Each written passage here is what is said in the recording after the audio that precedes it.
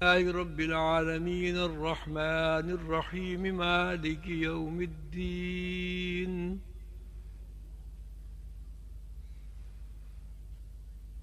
إياك نعبد وإياك نستعين اهدنا الصراط المستقيم صراط الذين أنعمت عليهم غير المغضوب عليهم ولا الضالين.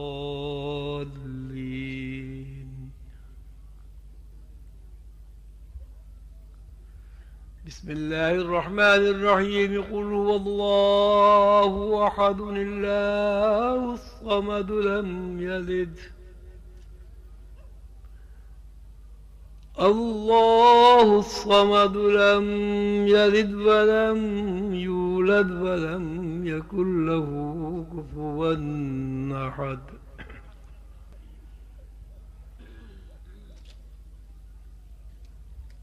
محترم سامعین،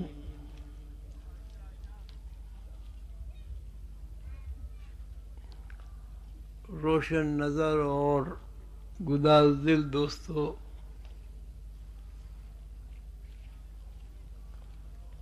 عزیزو، ساتھیو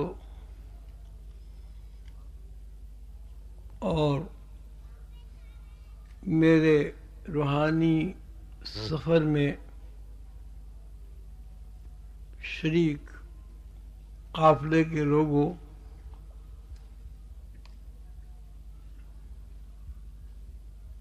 الحمدللہ ایک سال سلسلہ عالیہ عظیمیہ کی ترقی و ترویج کے لیے اللہ تعالیٰ نے ہمیں ایک سال اور عطا کیا۔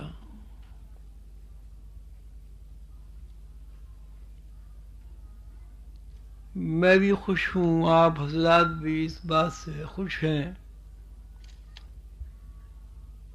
کہ ہم نے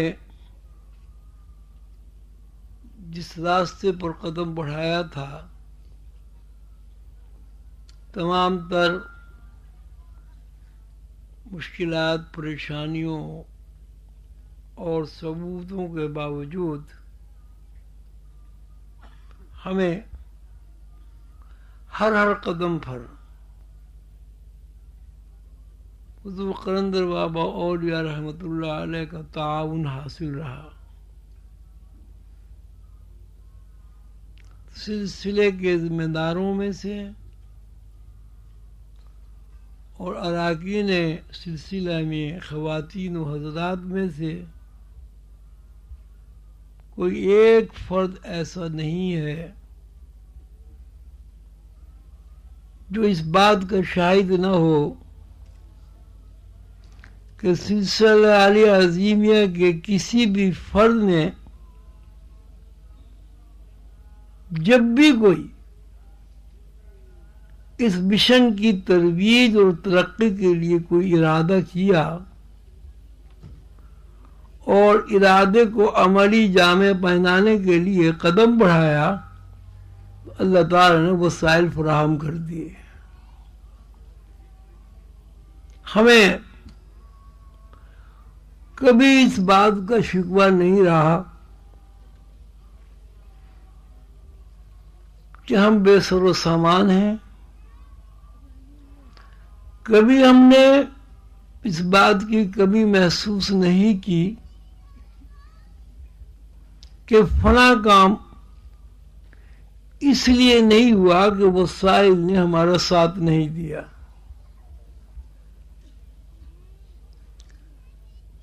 اتنے تجربات اور مشاہدات کے بعد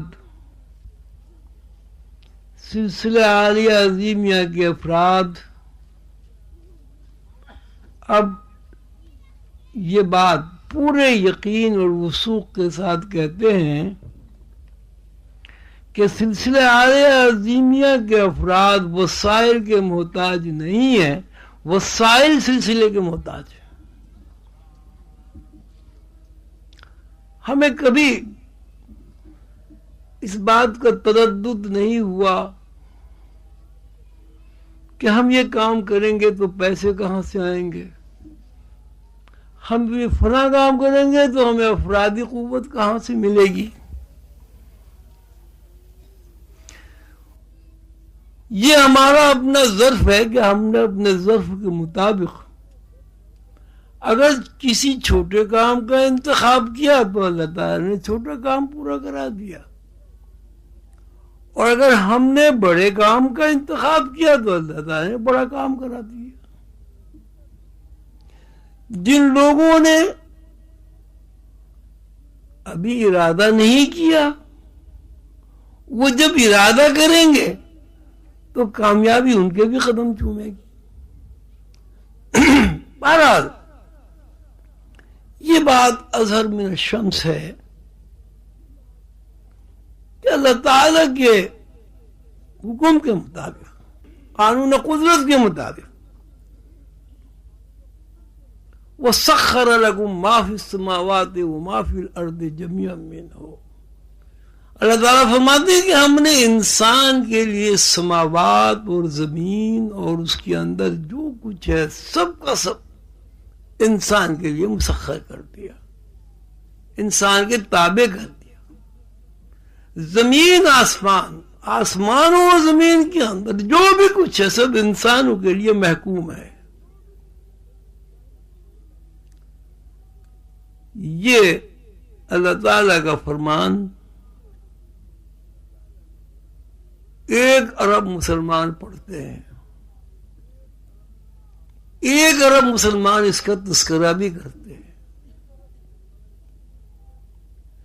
لیکن 1 ارب مسلمانوں میں سلسلہ عظیمیہ کے چند افراد ایسے ہیں کہ جن کے اوپر اللہ تعالیٰ کا یہ فرمان صادق آتا ہے، اس لیے کہ سلسلہ عالیہ عظیمیہ کے افراد ایسے باپ کی اولاد ہیں کہ جس باپ کے اشاروں پہ کائنات ہلتی ہے، جس باپ کے اشاروں پہ کائنات چلتی ہے، اور جس باپ کے اشاروں پر اللہ تعالیٰ بھی نظریں جمائے ہوئے کہ میرا بندہ کہتا کیا ہے تاکہ میں پورا کروں۔ یہ صورتحال 1-2 سال سے نہیں، 10-12 سال سے واقع ہو رہی ہے، اور کوئی ایک بندہ ایسا نہیں ہے کہ جو اس سے انکاری ہو۔ اس کی مظاہراتی شکل مرکزی مراق بحال کراچی، حیدرآباد، لاہور اور دوسری جگہ کے مراقبے حال ہیں۔ لوگ کوئی گرانٹ لیتا ہے، کوئی سود پر قرضہ لیتا ہے، کوئی چندے مانگتا ہے، اس کے باوجود بھی انہیں وسائل کی عدم دستیابی کا شکوہ رہتا ہے۔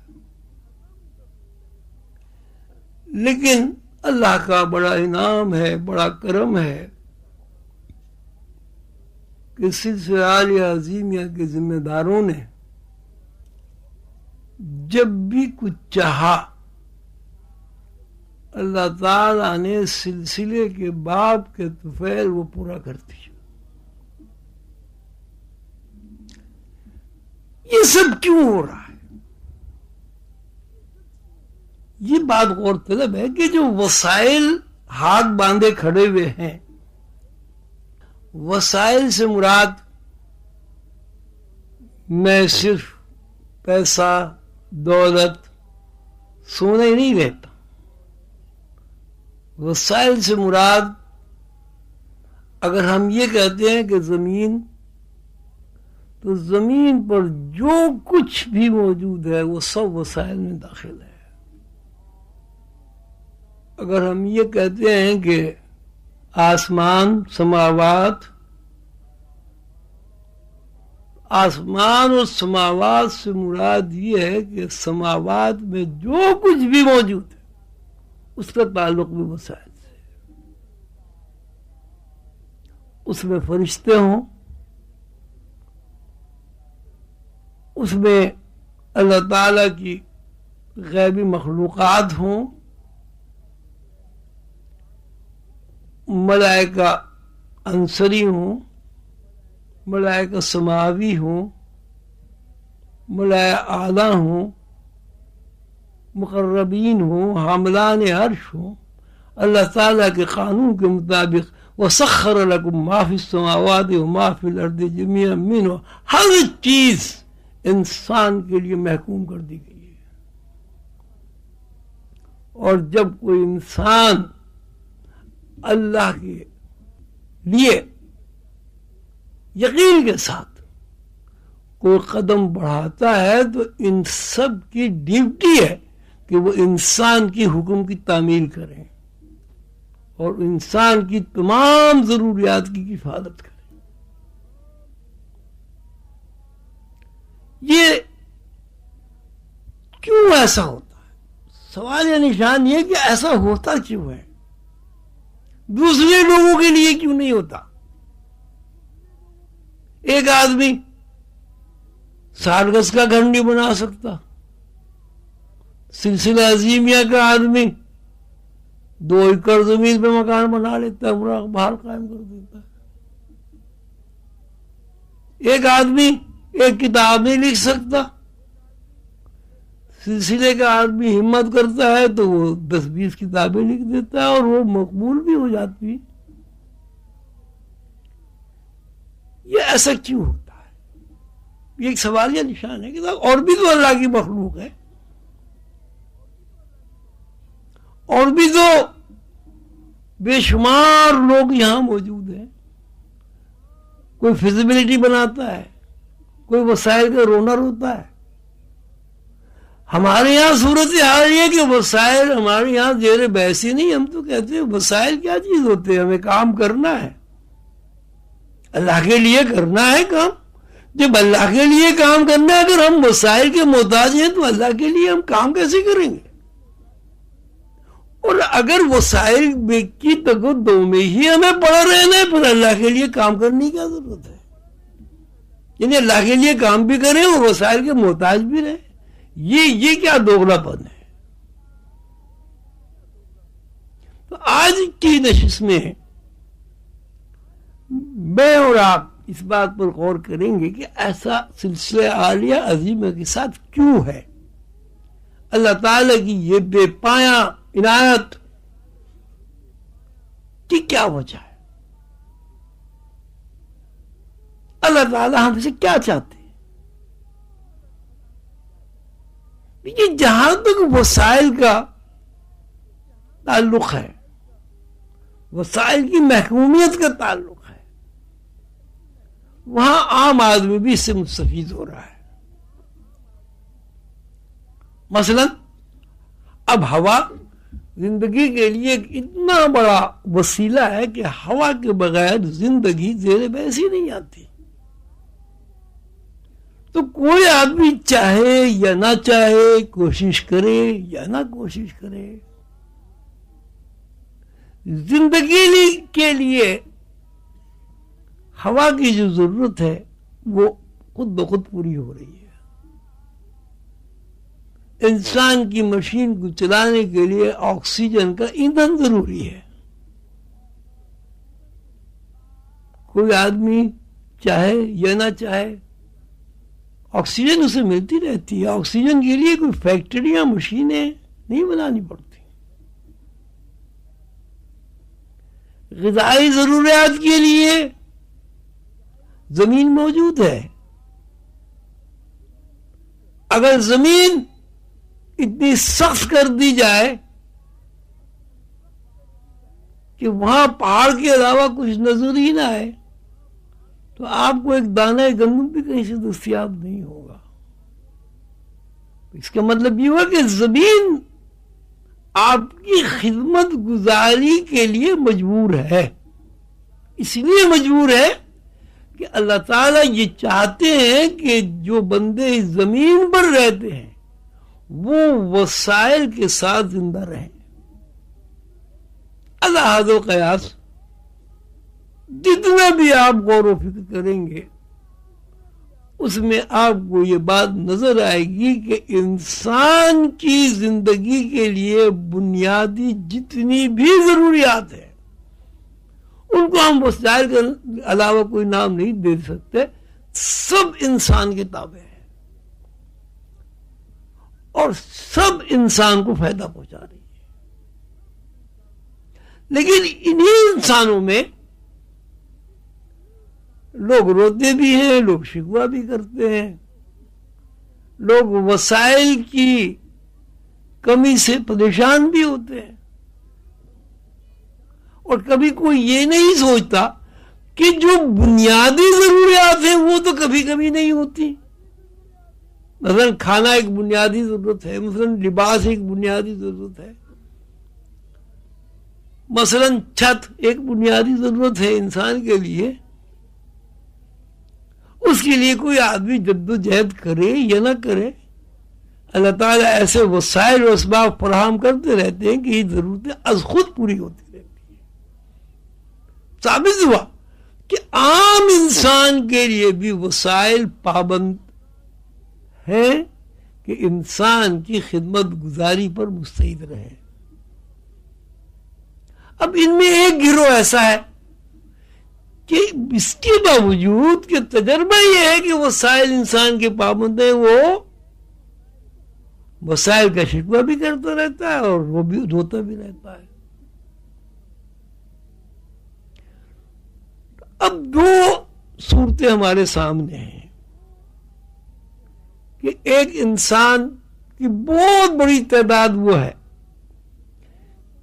کہ جو وسائل استعمال کرتی ہے لیکن کبھی اس طرف غور نہیں کرتی کہ میری زندگی میں کام آنے والے وسائل وافر مقدار میں مجھے ہر وقت ہر آن اور ہر لمحہ دستیاب ہے.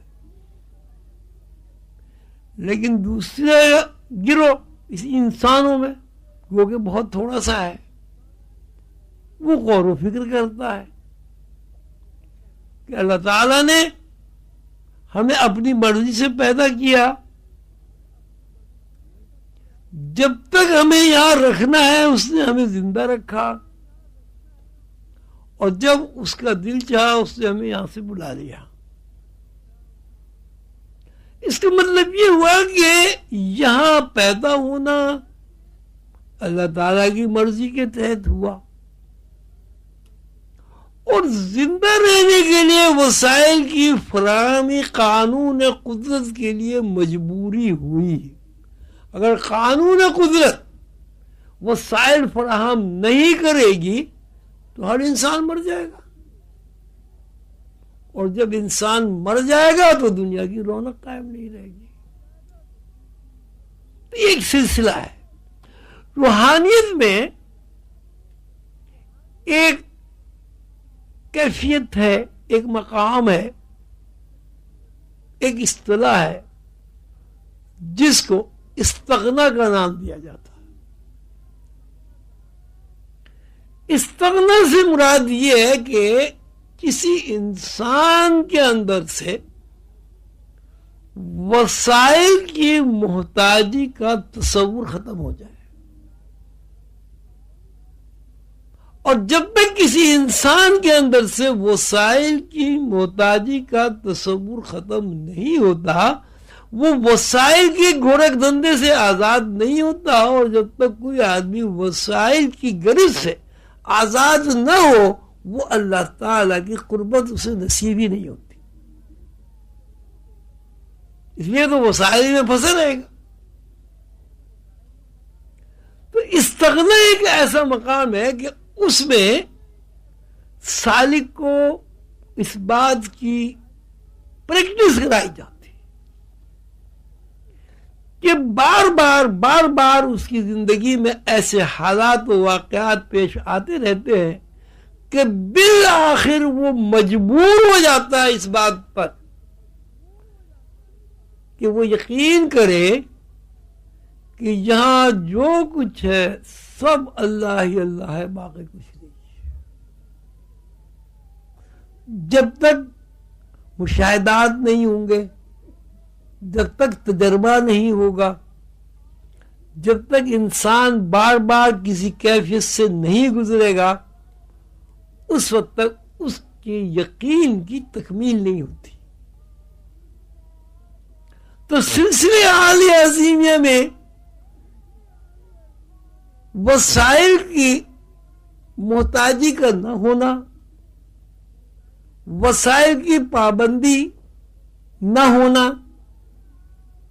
ہر کام کے لیے جو انسان سلسلہ عالیہ عظیمیہ کا انسان اللہ کے لیے طے کر لیتا ہے، اس میں کامیاب ہونا، یہ دراصل سلسلہ عالیہ عظیمیہ کے کارکنان کے لیے ایک مسلسل اور متواتر تجربہ اور مشاہدہ ہے، تاکہ اس کے اندر یقین کا پیٹرن پیدا ہو جائے۔ اب کیسے آپ یقین نہیں کریں گے کہ بھائی ایک آدمی ایک لنگی لے کر ایک زمین پر آ کے بیٹھ جاتا ہے، کھانے کو بھی پاس پیسے نہیں ہوتے، 5-6 سال میں وہاں بلڈنگ کھڑی ہو جاتی ہے۔ دوسرا آدمی دبلا پتلا سوکھا ہوا ایک زمین پر جا کے بیٹھ جاتا ہے، وہاں جامع عظیمیہ قائم ہو جاتا ہے۔ تیسرا آدمی اللہ کے بھروسے پر ایک زمین پر کھڑا ہو جاتا ہے، وہاں جناب اٹک کا مراقبہ حال بن جاتا ہے۔ ایک پروفیسر ٹیچر، اس کی بیچاری کی کیا حیثیت ہے دنیاوی اعتبار سے، وہ کہتا ہے کہ ایسا مراقبہ حال بنانا ہے، اس کے اپنے گھر کا خرچہ پورا نہیں ہو رہا، معاشی پریشانی مبتلا ہے، لیکن جب اللہ کے لیے وہ کھڑا ہوا تو معلوم ہے چنوٹ میں ایک مراقبہ کھڑا ہو گیا، بلڈنگ بن گئی۔ آدمی 50 گز پہ گھر نہیں بنا سکتا، ایک ٹیچر نے ایک مراقبہ حال بنا کے کھڑا کر دیا ہے۔ اسی طرح جتنے بھی ہمارے ساتھی اللہ کے لیے اٹھے، جس طرح انہوں نے کوشش اور جد و جہد کی، انہیں کامیابی ہوتی چلی گئی۔ اور اگر کہیں کامیابی نہیں ہوئی تو آپ یقین کریں ان کی کوشش میں نقص واقع ہے، اور ان کے اندر یقین کا پیٹرن ابھی مضبوط اور مستحکم نہیں ہوا۔ جن لوگوں کے اندر یقین کا پیٹرن مستحکم اور مضبوط ہو گیا، اللہ کے قانون کے مطابق اس مٹی کا ایک ایک ذرہ اس کے حکم کا پابند ہے۔ دولت کیا چیز ہے؟ سونا کیا چیز ہے؟ مٹی کے ذرات کا نام ہی تو سونا ہے۔ کس کی ذرات کا نام آپ نے لوہا رکھ دیا، انہی مٹی کے ذرات کا نام آپ نے تانبا رکھ دیا، انہی مٹی کے ذرات کو آپ پیتل کہتے ہیں، وہی مٹی کے ذرات سونا ہے۔ سونے میں لوہے میں کیا فرق ہے؟ سونا بھی مٹی ہے، لوہا بھی مٹی ہے۔ بات یہ ہے کہ سونے کو ایک اہمیت دے دی گئی ہے وسائل میں، وہ اہمیت انسانوں کی دی ہوئی ہے، اللہ کی دی ہوئی کوئی اہمیت نہیں۔ اللہ کے نزدیک تو وہ مٹی ہے، مٹی کے ذرات ہی ہے۔ تو یہ جو وسائل کی فراوانی ہے، اس کی بنیاد یہ ہے کہ حضور قلندر بابا اولیاء رحمۃ اللہ علیہ یہ چاہتے ہیں کہ سلسلہ عالیہ عظیمیہ کے ہر فرد کو یہ تجربہ اور مشاہدہ کرا دیا جائے کہ اے عظیمی بندے، تو وسائل کا محتاج نہیں ہے، وسائل تیرے محتاج ہیں۔ اور جب وسائل کی پابندی سے ذہن آزاد ہوگا تو ظاہر ہے وسائل پیدا کرنے والے کی طرف ذہن متوجہ ہو جائے گا۔ اور جب تک یہ انسان کا ذہن وسائل میں گھرا رہے گا، وسائل اس کے اوپر مسلط رہیں گے، ایسے کریں ویسے کریں کیسے کریں، تو اس کا ذہن وسائل میں گرفتار رہے گا، اور جو وسائل میں گرفتار رہے گا تو وسائل بنانے والی ہستی سے اس کا ربط اور تعلق قائم نہیں ہوگا۔ میں نے ابھی قل اللہ شریف کی آیت آپ کے سامنے پڑھی، قل واللہ احد اللہ الصمد لم یلد ولم یولد ولم یکن لہ کفوا احد۔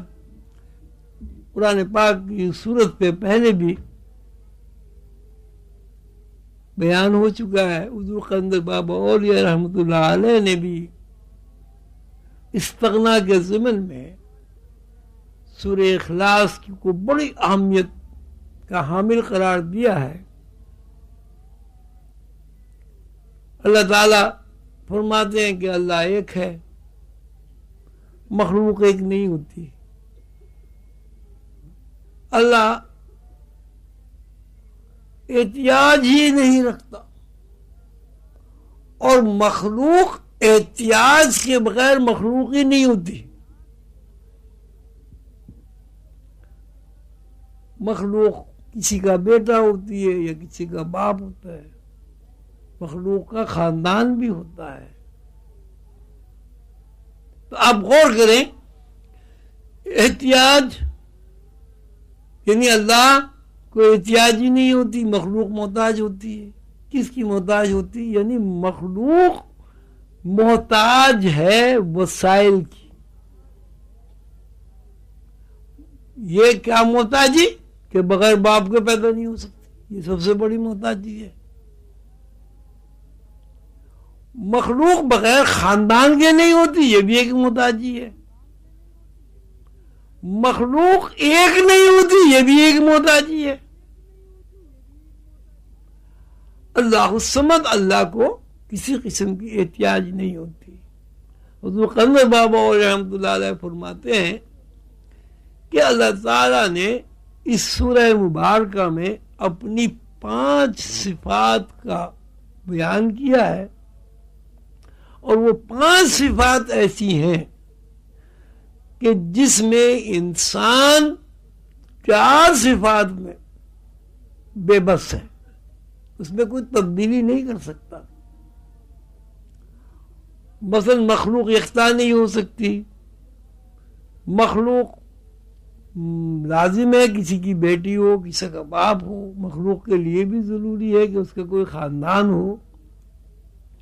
اب ایک اللہ کی صفت ایسی ہے کہ اللہ کو احتیاج نہیں ہوتی، یعنی اللہ وسائل کا پابند نہیں ہے، وسائل اللہ کے پابند ہے۔ اب کس طرح وسائل اللہ کے پابند ہیں؟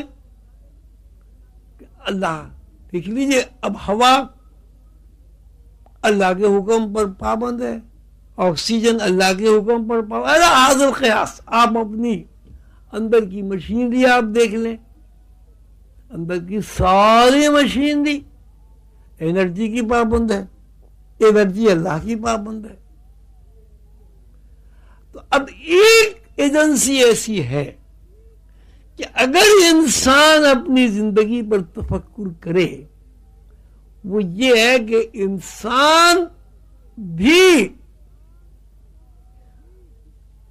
ایسا آزاد ہے، اور انسان اللہ کی ایسی تخلیق ہے کہ اگر وہ چاہے تو وسائل کی احتیاج سے منہ موڑ کر صرف ایک ہستی کے اوپر اپنا ذہن لگا سکتی ہے۔ جس طرح اللہ وسائل کا محتاج نہیں ہے، اسی طرح انسان تمام وسائل کی احتیاط سے اپنا ذہن ہٹا کر صرف اللہ کے ساتھ وابستگی قائم کرے، اور اللہ کے ساتھ ذہنی وابستگی قائم کرنے کے لیے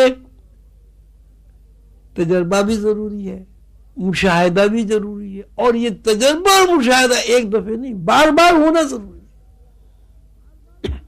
ایک کام آپ کا ہو گیا، آپ نے کہا یار اس بڑا عجیب اتفاق ہوا، میرا یہ کام ہو گیا۔ دوسرے کام جس کی ہونے کی کوئی امید ہی نہیں تھی آپ کو، وہ بھی ہو گیا، یار عجیب اتفاق ہے، دوسری دفعہ بھی یہ کام ہو گیا۔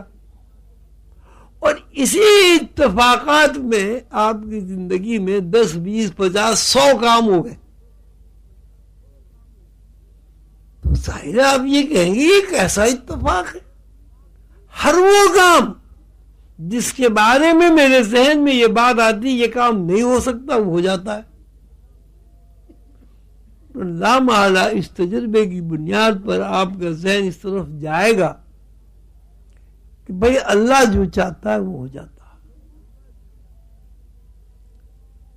تو سلسلہ عالیہ عظیمیہ میں یہ جو کامیابیاں ہیں، دنیاوی کامیابیاں، دینی کامیابیاں، رسول اللہ صلی اللہ علیہ وسلم سے محبت، حضور قلندر بابا اولیاء رحمۃ اللہ علیہ کا ہم لوگوں کے اندر عشق، اللہ تعالی سے قربت، یہ سب اس بات کی دلیل ہے کہ سلسلہ عالیہ عظیمیہ کے امام عظیمی بہن بھائیوں کے اندر استغنا پیدا کرنا چاہتے ہیں.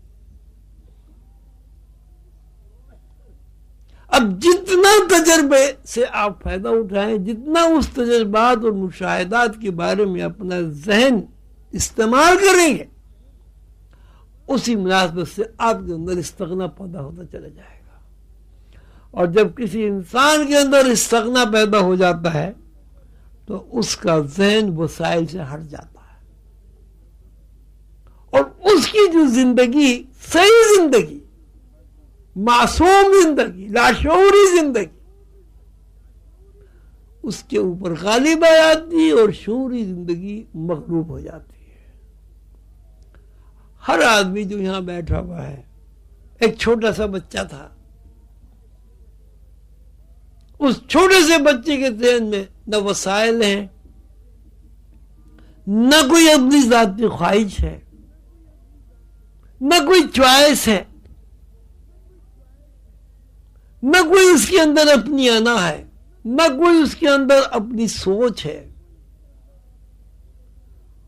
اور تمام وسائل اس بچے کو فراہم ہے.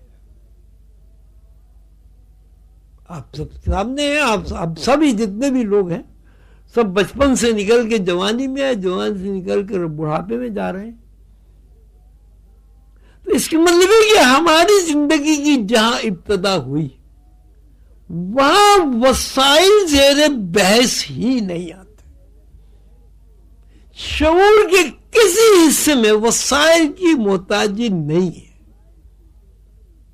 لیکن ضروریات زندگی پوری طرح فراہم ہے. آپ کہتے ہیں صاحب والدین نے ضروریات زندگی فراہم کی، بہت اچھی بات ہے، والدین نے ضروریات زندگی فراہم کی. ہم یہ کہتے ہیں کہ والدین کے دل میں اللہ بچوں کی محبت نہ ڈالے. اب دیکھیں، ایک ماں ہے، اس کے 2 بچے ہیں، دوسری ماں ہے، اس کے بھی 2 بچے ہیں. کیا ہر ماں ہر بچے سے یکساں محبت کر سکتی ہے؟ میرا اپنا تجربہ یہ ہے کہ آپ اپنے بچے کو گود میں اگر 1 گھنٹے تک بٹھا سکتے ہیں، 1 گھنٹے تک اسے گود میں لے کر ٹہلا سکتے ہیں، دوسری ماں کے بچے کو آپ اتنی دیر تک نہیں لے سکتے. جس طرح آپ اپنے بچے کے لیے پوری رات اپنی نیند خراب کر سکتے ہیں، محلے کے بچے کے لیے نہیں کر سکتے. یہ ایک ایسا حقائق ہے جسے کوئی آدمی انکار نہیں کر سکتا. کیوں؟ اس لیے کہ اللہ تعالی نے اس بچے کو مخصوص کر دیا ہے والدین کے لیے. وہ مخصوص کس بنیاد پر ہوا؟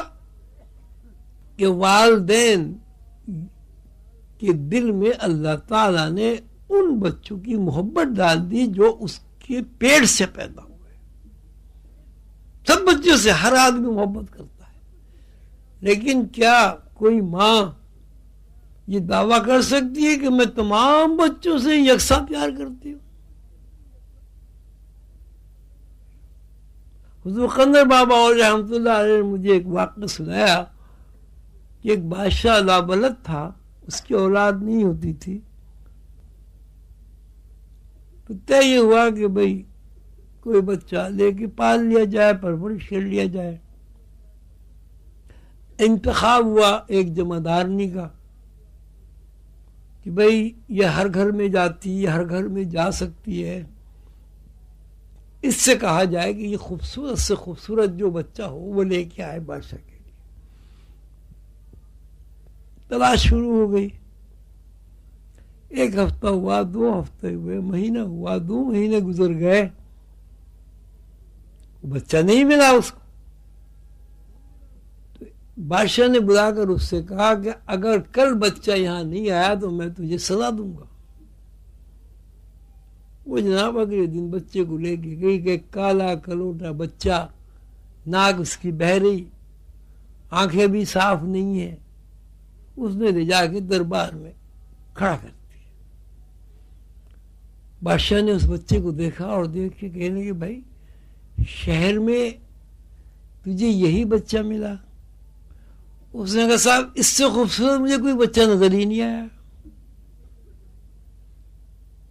تو بادشاہ نے پوچھا یہ ہے کون؟ کہنے جی میرا بیٹا ہے۔ یہ ایک بات ہے، یعنی ایک ایسی حقیقت ہے کہ اگر اللہ تعالی والدین کے دل میں اولاد کی محبت نہ ڈالے تو بچے پرورش نہیں پا سکتے، اور ایسے بچے وہ پرورش پاتے ہیں کہ والدین کو پتہ ہی نہیں چلتا کہ وہ کب بڑے ہو گئے۔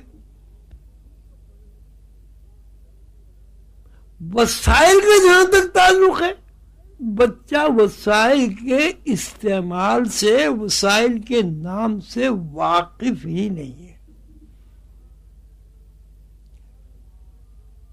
اس تجربے سے، اس مشاہدے سے یہ ثابت ہوا کہ انسان کی جو بنیاد ہے، انسان کی جو بیس ہے، انسان کی جو ابتدا ہے، وہ وسائل کی پابند نہیں ہے۔ جیسے جیسے بچہ بڑا ہوتا ہے اس کے اندر لاشعوری حرکات و سکنات کم ہوتی چلی جاتی ہیں اور شعوری حرکات و سکنات بڑھتی چلی جاتی ہیں۔ جیسے ہی شعوری حرکات و سکنات بڑھتی چلی جاتی ہیں، جس کو آپ بالغ ہونا کہتے ہیں، باشعور ہونا کہتے ہیں، اب وہی انسان جس کی ابتدا وسائل کی پابندی نہیں ہے، وسائل سے آزادی، وہی انسان خود کو اپنے ارادے سے، اپنے اختیار سے، اپنے عقل سے وسائل کا پابند سمجھنے لگتا ہے، پھر بھی وہ پابند نہیں ہے۔ صورتحال یہ ہے کہ جو انسان وسائل کا پابند ہوگا اس کا ذہن کبھی وسائل بنانے والے کی طرف نہیں جائے گا۔ وسائل کی پابندی سے آپ کا ذہن ہٹے گا تب آپ اس طرف دیکھیں گے جو وسائل بنانے والا ہے، یعنی اللہ۔ تو ہمارے سلسلے میں یہ جو آپ کو پے در پے رات دن تجربات ہو رہے ہیں، کسی کو دم کر دیا وہ اچھا ہو گیا، کسی کو تعویذ لکھ دیا وہ اچھا ہو گیا۔ آپ یقین کریں اچھے وہ نہیں ہوتے جن کا اپنا یقین کمزور ہوتا۔ حضور قندر بابا اور رحمۃ اللہ علیہ نے مجھ سے فرمایا، میں کہا جی یہ اتنا لمبا تعویذ اور یہ لکھو اور وہ لکھو، میں تو اس علم سے واقف بھی نہیں ہوں، میری سمجھ میں بھی نہیں آتا۔ کہنے خواہ صاحب آپ ایک لکیر کھینچ دیا کریں، بڑے سے بڑا جو تعویذ کام کرے گا آپ کی لکیر کام کرے گی۔ میں نے سوچا بھئی یہ لکیر کیسے کام کرے گی؟ تعویذ کیا چیز ہے؟ ایک ذہن کی حرکت ہے، ایک آپ کا یقین ہے۔ جب مریض کو آپ کوئی چیز دیتے ہیں، کوئی چیز پڑھنے کو بتاتے ہیں، کوئی تعویذ دیتے ہیں یا کوئی مشورہ دیتے ہیں، آپ کے ایک ذہن کی ایک حرکت ہے۔ اب اس ذہن کی حرکت کے لیے آپ ایک فل اسٹاپ کا کاغذ لکھ دیں، ایک لکیر نکال دیں، ایک نقطہ لگا دیں، بات تو ایک ہی، مقصد تو ذہن کی حرکت ہے. تو انسان یقین کے علاوہ کچھ ہے بھی نہیں ہے. جتنے لوگ یہاں بیٹھے ہوئے وہ اس یقین کی بنیاد پر بیٹھے ہوئے کہ ہم زندہ ہیں. اگر ہمارے اندر سے یقین نکل جائے کہ ہم زندہ نہیں ہیں تو یہاں جتنے بیٹھے ہیں سب مردہ. حضور قلندر بابا رحمۃ اللہ نے مجھ سے فرمایا کہ کوئی آدمی جب تک دل سے نہ چاہے وہ مر نہیں سکتا. جتنے آدمی مرتے ہیں اپنے یقین سے مرتے ہیں اور موت کو قبول کرتے ہیں تو مرتے ہیں.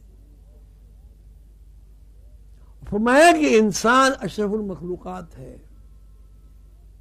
ملک الموت اس اشرف المخلوقات کا غلام ہے، پابند ہے. اگر ملک الموت کو یہ اختیار دے دی جائے کہ وہ اپنی مرضی سے انسان کی روح قبض کر لے تو انسان اشرف المخلوقات نہیں رہے گا، ملک الموت اشرف المخلوقات کے دائرے میں آ جائے گا. جبکہ انسان کے علاوہ کائنات میں کوئی بھی اشرف نہیں، اشرف المخلوقات نہیں. کوئی انسان اس بات کو جانے یا نہ جانے، جتنے فرشتے ہیں، وہ بڑے فرشتے ہوں، چھوٹے فرشتے ہوں، اسرافیل والے فرشتے ہوں، میکائیل فرشتے ہوں، اسرائیل فرشتے ہوں، ملک الموت ہو. مجھے ایک واقعہ سنایا کہ حضرت بہاؤالدین ذکریہ ملتانی رحمۃ اللہ علیہ بیمار تھے. ایک بزرگ دروازے پر آیا، انہوں نے دستک دی. باہر بیٹا، بڑا بیٹا کیا تو وہاں ایک بزرگ کھڑے ہوئے تھے. انہوں نے کہا کہ بھئی اپنے ابا کو یہ خط دے دینا ہمارا. تو انہوں نے کہا صاحب اندر آئیے گا؟ نہیں، بس ہم یہاں کھڑے ہیں، بتا دیجئے کہ ہمارے لیے کیا حکم ہے. بیٹے نے باپ کو خط دے دیا، انہوں نے پڑھا اور پڑھنے کے بعد یہ فرمایا کہ بھئی ان سے کہنا کہ آدھے گھنٹے کے بعد آپ تشریف لائیں. بیٹے نے جا کے کہہ دیا کہ ابا کہہ رہے ہیں آدھے گھنٹے کے بعد آنا. وہ چلے گئے. بہاؤالدین ذکریہ ملتانی نے جو ضروری کام کرنے تھے وہ کیے اور انتقال ہو گیا، مر گئے. تجہیز و تدفین کے بعد خیال آیا بیٹے کو کہ ایک بزرگ آئے تھے، وہ کون؟ اور ان کو اب میں نے کہا تھا آدھے گھنٹے کے بعد آنا، وہ تو آئے نہیں. خط بھی دیا تھا انہوں نے، اور وہ خط کی تلاش ہوئی تو وہ مل گیا بسترے میں سے، تکیے کے نیچے تھا وہ خط. اس میں لکھا تھا کہ میں آپ کی خدمت میں حاضر ہوا ہوں، بڑی سرکار سے آپ کا بلاوا ہے، بتائیے میرے لیے کیا حکم ہے. نیچے لکھا تھا اسرائیل ملک الموت. وہ جناب انہوں نے کہا آدھے گھنٹے کے بعد آئیے. ملک الموت آئے، آدھے گھنٹے کے بعد انہیں لے گئے. کیوں؟ اس لیے کہ بہاؤالدین ذکریہ ملتانی رحمۃ اللہ علیہ اشرف المخلوقات ہونے کے علم سے واقف تھے. لیکن انہوں نے غوث علی شاہ صاحب نے ایک واقعہ لکھا تذکرہ غوثیہ میں کہ کلیئر شریف میں ایک صاحب تھے فقیر، ان کا نام تھا کافر شاہ. ایک دن وہ انہیں نہر کے کنارے لے گئے، وہاں باتیں کرتے رہے، اور اس کے بعد انہوں نے کہا کہ بھائی بات یہ کہ ہمارا تو بلاوا آ گیا ہے، ہم تو اب جا رہے ہیں اور تم کوئی پریشان نہیں ہونا.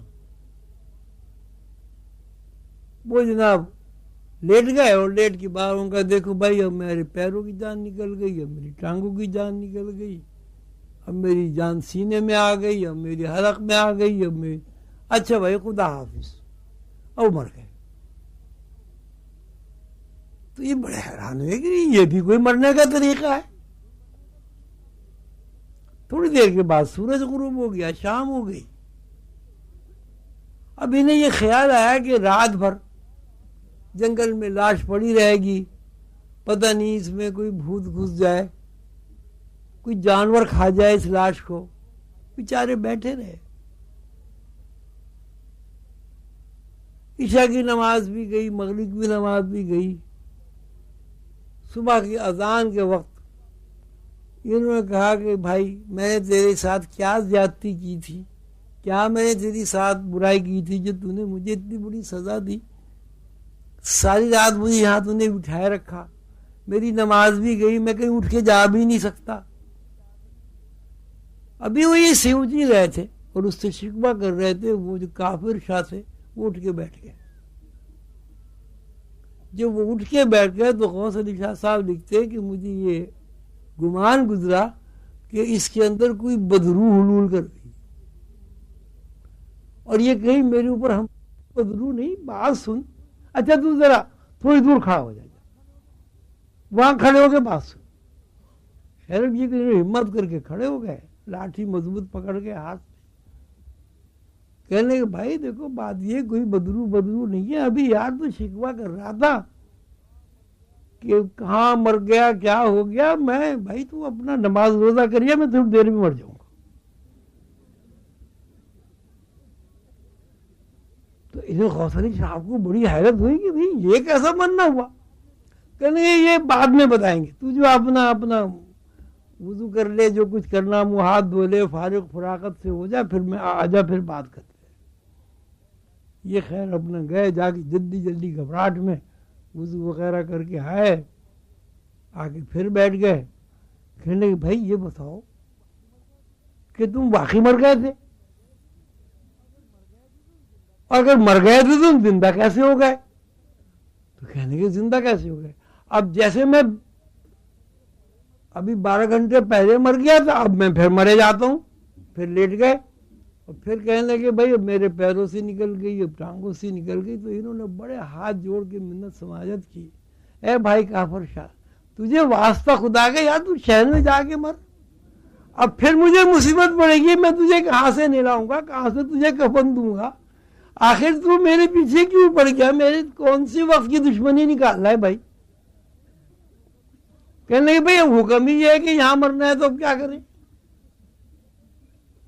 اچھا کہنے کہ بھائی یہ تو بتا کہ بھائی وہاں کیا ہوتا ہے، کہنے کہ بھائی وہاں کیا ہوتا ہے یہ تو بتانے کی اجازت ہے نہیں، لیکن ہماری ساتھ بہت اچھی ہوئی، اور یہ ہے کہ اب تو فکر کچھ نہ کر، بہرحال جگہ تو ہماری یہی متعین ہو گئی ہے، ابھی یہ بندے آئیں گے تو 15-20 منٹ میں، تو زیادہ دیر انتظار نہیں کرنا پڑے گا، ان کے پاس پھاوڑا بھی ہوگا، ان کے پاس بیلچہ بھی ہوگا، وہ اپنا قبر کھود کے دبا دیں گے، اور کفن وفن کا کیا ہے یار، ایک چادر تو اپنی ڈال دینا، ایک ان سے لے لینا، لپاٹ کے قبر میں ڈال دینا، کیا ہے چادر خام کا نیا کپڑا خراب کرنا، کیڑے ہی کھائیں گے اس کو، کسی بندہ کی بندے کے کام آئے گا۔ خیر صاحب وہ پھر مر گئے اسی میں۔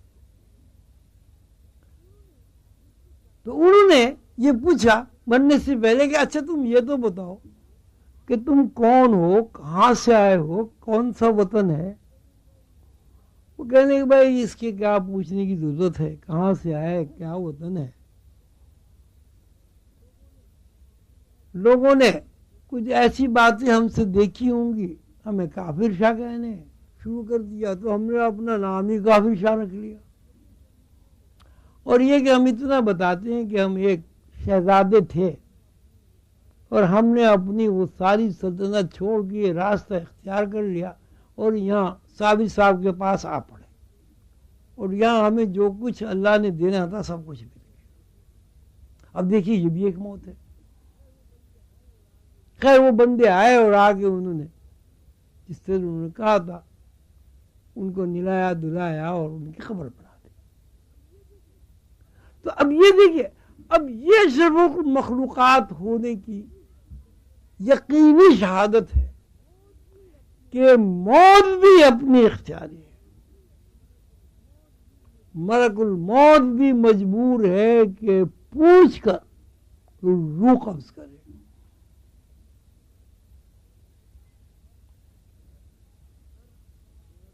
اگر ملک الموت اپنے اختیار سے آپ کو گھسیٹ کر لے جائے تو حضور قلندر بابا اولیاء رحمۃ اللہ علیہ کے ارشاد کے مطابق پھر آپ اشرف المخلوقات نہیں ہیں۔ آپ کو اللہ تعالیٰ نے جس شرف پر پیدا کیا ہے آپ نے نہ اس شرف کو کبھی تلاش کیا، آپ نے نہ اس شرف کی کبھی اہمیت دی۔ آپ نے جب اللہ تعالیٰ کے دیے ہوئے شرف کو اہمیت نہیں دی، اس کو تلاش نہیں کیا، تو آپ اشرف المخلوقات کے دائرے سے نکل گئے۔ لیکن پھر بھی قانون قدرت یہ کہ چونکہ اللہ تعالیٰ نے آپ کو اشرف المخلوقات بنا دیا ہے، وسائل آپ سے روگردانی نہیں کرتے۔ لاکھوں کروڑوں سال کی دنیا کی تاریخ میں ایک مثال آپ ایسی نہیں بتا سکتے کہ سورج نے کبھی آپ کو دھوپ دینے سے منع کر دیا ہو۔ تاریخ انسانی میں کوئی ایک مثال آپ ایسی نہیں بتا سکتے کہ چاند نے اپنی چاندنی بچھانے کے لیے آپ سے انحراف کیا ہو۔ تاریخ انسانی میں کوئی ایسی مثال نہیں ملتی کہ ہوا نے انکار کر دیا ہو کہ میں انسان کی ضرورت پوری نہیں کر سکتی۔ سارے وسائل آپ کے محتاج ہیں۔ اب جب آپ خود ہی وسائل کو اپنے اوپر مسلط کر لیں، خود ہی اپنی نفی کر دیں، خود ہی اپنے لاشعور کو رد کر کے شعور کو اپنے اوپر غالب کر لے، تو یہ حرمان نصیبی آپ کی خود اختیار کرتا ہے، اللہ تعالیٰ کی طرف سے نہیں۔ حضور قلندر بابا اولیاء رحمۃ اللہ علیہ چونکہ وسائل کے ہیڈ ہیں، صدر الصدور ہیں، نظامت کے بڑے ہیں، وہ یہ چاہتے ہیں کہ عظیمی سلسلے کا ہر فرد اس بات سے واقف ہو جائے، عظیمی سلسلے کے ہر بندے کے ذہن میں یہ بات بطور شہادت محفوظ ہو جائے کہ عظیمی بندہ کبھی وسائل کا محتاج نہیں ہوتا، اگر محتاج ہوتا ہے تو صرف اللہ کا محتاج ہوتا ہے۔ یہی ہماری پریکٹس ہے، یہی ہمارے اسباق ہیں، اور یہی ہماری زندگی کا وہ روشن رخ ہے جو آپ کو دوسری کسی جگہ نہیں ملتا۔ حضور قلندر بابا اولیاء رحمۃ اللہ علیہ چاہتے ہیں، والراسخون فی العلم یقولون آمنا بہ کل من عند ربنا، وہ چاہتے ہیں کہ عظیمی بندہ اتنا راسخ ہو علم میں کہ وہ علم اس کا مشاہدہ بن جائے، اور وہ ہر آن اور ہر لمحہ باطنی اور ظاہری آنکھوں سے یہ دیکھتا رہے کل من عند ربنا، کل من عند ربنا، کل من عند ربنا، ہر چیز اللہ کی طرف سے ہو رہی ہے، ہر چیز کا حصول، ہر چیز کا نزول، ہر چیز کا صعود اللہ کی طرف سے، اور اس کے سامنے ان للہ و انا الیہ راجعون کی عملی تفسیر آتی رہے۔ ہر چیز اللہ کی طرف سے اللہ کی طرف لوٹ رہی ہے، ہر چیز اللہ کی طرف سے اللہ کی طرف لوٹ رہی ہے۔ اس کے لیے ضروری تھا، کیونکہ روحانی علم مشاہداتی علم ہے، روحانی علم یقین ہے،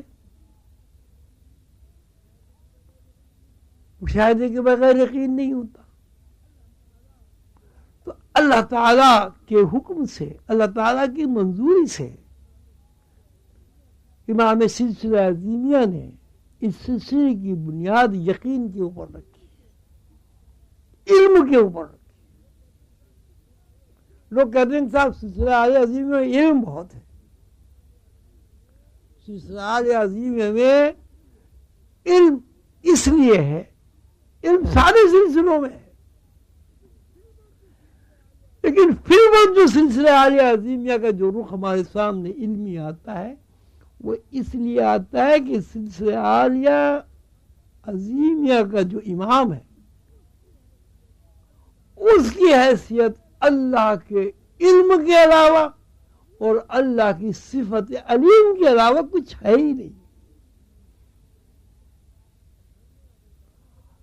اب گھر میں اگر گانا بجانا ہوتا ہے تو بچے گویے بن جاتے ہیں، گھر میں شاعری ہوتی ہے تو بچے شاعر بن جاتے ہیں، گھر میں ناچ گانا ہوتا ہے تو بچے ناچ گانا سیکھ لیتے ہیں، گھر میں نعت خوانی ہوتی ہے تو بچے نعتیں پڑھتے ہیں، گھر میں قرآن خوانی ہوتی ہے تو بچے قرآن خوانی کرتے ہیں، گھر میں ماں باپ نمازی ہوتے ہیں تو بچے نماز کی نقل کرتے ہیں، اور گھر میں علیم اور علم اگر ہو تو سارے بچے علیم اور علم ہو جائیں گے. تو سلسلہ عالیہ عظیمیہ کی بنیادی ضرورت یہ ہے کہ آپ علم سیکھیں. علم سیکھیں. کون سا علم؟ مشاہداتی. میں ظاہری علم نہیں، زبانی جمع خرچ والا نہیں ہے. یعنی جب آپ یہ کہیں کہ اللہ ہے تو آپ کو اللہ نظر آنا چاہیے. جب آپ یہ کہیں کہ اشہد ان محمدً عبدہ ورسولہ تو شہادت اس وقت معتبر ہے جب آپ اس کو دیکھ لیں. بغیر دیکھی تو شہادت بھی نہیں ہے بھائی. اب اشہد ان محمدً عبدہ ورسولہ آپ کہتے ہیں آنکھ نے آپ کے نہیں دیکھا، معتبر نہیں ہے شہادت. حضور قلبی باب کہتے ہیں کہ جب اللہ نے انسان کو یہ نظر عطا کی ہے کہ جب وہ کلمہ شہادت پڑھتا ہے اس کے اندر کی آنکھ کھل جاتی، وہ رسول اللہ صلی اللہ علیہ وسلم کا دیدار کرتا ہے، تو کیوں نہ اپنے اندر وہ صفت پیدا کرے کہ جب وہ اشہد ان محمدً عبدہ ورسولہ کہے تو سیدنا حضور صلی اللہ علیہ وسلم کا چہرہ مبارک اس کے سامنے ہو، وہ دیکھے کہ یہ حضور ہے، یہ اللہ کے رسول. اور جب تک کسی انسان کے اندر یہ کیفیت پیدا نہیں ہوتی تو اس کی شہادت معتبر نہیں ہے. ابھی یہ کوئی پروگرام ماشاءاللہ بچوں نے بہت اچھا کیا، مجھے پسند آیا. اس میں علم الیقین، عین الیقین اور حق الیقین آپ سن چکے ہیں. علم الیقین کی بنیاد پر کوئی آدمی مسلمان تو ہو سکتا ہے، لیکن جب تک حق الیقین اس کے اندر نہیں ہوگا وہ مومن نہیں ہو سکتا، ایمان اس کے اندر داخل ہی نہیں ہو سکتا. دل میں ایمان داخل اس وقت ہوتا ہے جب آپ کے اندر مشاہداتی نظر کام کرنے لگے. اگر آپ کے اندر مشاہداتی نظر کام نہیں کرے گی تو آپ ٹھیک ہے، آپ کو علم الیقین ہے. خود اللہ تعالیٰ نے فرمایا قولوا اسلمنا ولما يدخل الایمان فی قلوبکم. یہ لوگ کہتے ہیں کہ ہم مسلمان ہیں لیکن ابھی ان کے دلوں میں ایمان داخل نہیں ہوا. ایمان یعنی یقین داخل نہیں ہوا. یقین یعنی مشاہداتی نظر جو ہم نے اپنی رحمت خاص سے ان کو عطا کر دیے ہے وہ ان کو حاصل نہیں ہوئی. کیا کوئی مسلمان اس بات سے انکار کر سکتا ہے کہ اس نے اللہ کو نہیں دیکھا؟ آپ ذرا پیچھے چلے جائیے عالم ارواح کی طرف. اللہ تعالیٰ نے کن کہا، کائنات بن گئی. کائنات کو کچھ پتہ نہیں وہ کیا ہے، کون ہے، کہاں سے آئی، کس نے بنایا، کیا مقصد ہے. یعنی کائنات بن گئی لیکن ابھی اس کے اندر حواس پیدا نہیں ہوئے، ابھی اس کو نظر نہیں ملی، ابھی اس کے اندر سماعت بھی منتقل نہیں ہوئی، ابھی اس کے اندر ادراک بھی نہیں آیا، ابھی اس کے اندر احساس بھی پیدا نہیں ہوا کہ اب میں ہوں، میں کیا ہوں، یہ بھی نہیں ہوا. اب اللہ تعالیٰ اس روح کے اندر احساس پیدا کرنے کے لیے، ادراک پیدا کرنے کے لیے، سماعت کے لیے، نگاہ کے لیے کہتے ہیں الست بربکم، میں تمہارا رب ہوں. حضور قندر بابا اس کا ترجمہ فرما کرتے ہیں کیا میں تمہارا رب نہیں ہوں؟ یعنی اللہ تعالیٰ نے انسانوں کے سامنے خود کو پیش کر دیا. جب ہماری روح سے اللہ کی آواز ہماری روح نے سنی اور ہماری روح کے کانوں میں اللہ کی آواز گونجی تو سب سے پہلے الست بربکم کہنے سے روح کے اندر سماعت پیدا ہو گئی. جب روح کے اندر سماعت پیدا ہو گئی تو فوراً یہ بات ذہن میں آئی، یہ آواز کدھر سے آئی، کہاں سے آئی. جیسے ہی تجسس پیدا ہوا کہ آواز کہاں سے آئی، روح کی آنکھ نے تلاش کیا کہ آواز کدھر سے آئی، اور جب روح کی آنکھ متحرک ہو گئی تو اس نے یہ دیکھا کہ سامنے اللہ میاں بیٹھے. جیسے ہی روح نے یہ دیکھا کہ اللہ میاں سامنے ہے تو روح نے برملا اس بات کا اقرار کیا، قالوا بلا، کہ جی ہاں ہم اس بات کا اقرار کرتے ہیں کہ آپ ہمارے رب ہیں. یعنی اللہ تعالیٰ کی آواز جب کانوں سے ٹکرائی تو انسان کے اندر سماعت پیدا ہوئی. سماعت کی بنیاد پر کہ آواز کہاں سے آئی، انسان کے اندر تجسس پیدا ہوا. تجسس کی بنیاد پر جب انسان اس آواز دینے والی ہستی کی طرف متوجہ ہوا تو وہ ہستی نظر آئی. جب انسان نے اس ہستی کو دیکھ لیا تو اس کے اندر قوت گویائی پیدا ہو گئی، اور اس قوت گویائی سے اس نے اس بات کا اقرار کیا کہ جی ہاں آپ ہمارے رب ہیں. کون آدمی کہہ سکتا ہے کہ اللہ کو آپ نے نہیں دیکھا؟ اور اگر دیکھنے کی چیز یہ آنکھ ہے جس کا آپ ظاہری آنکھ دیکھتے ہیں، یہ تو آدمی مر جاتا ہے کچھ بھی نہیں دیکھ سکتا. بچہ پیدا ہوتا ہے کچھ نہیں دیکھتا، اس کی نظر آہستہ آہستہ ٹھہرتی ہے. یہ شعوری نظر جو ہے یہ بالکل فکشن ہے، عارضی ہے، اس کی کوئی حیثیت ہی نہیں. اصل نظر جو ہمیں ملی، جس اصل نظر کی بنیاد پر ہماری یہ نقلی نظر ہمیں منتقل ہوئی، وہ نظر ہے جو اللہ کو دیکھ چکی ہے. پھر اللہ تعالیٰ نے یہ کہا الست بربکم، کیا میں تمہارے لیے رزق فراہم کرنے والی واحد ہستی نہیں ہوں؟ انسانوں نے کہا قالوا بلا، ہم اس بات کا اعتراف کرتے، اقرار کرتے کہ آپ ہی ہمیں وسائل فراہم کرنے والے. ربوبیت کا مطلب ہے وسائل فراہم کرنے والی ذات. اب آپ غور کریں کہ آپ نے سب سے پہلے اگر کسی کی آواز سنی تو وہ اللہ کی آواز سنی.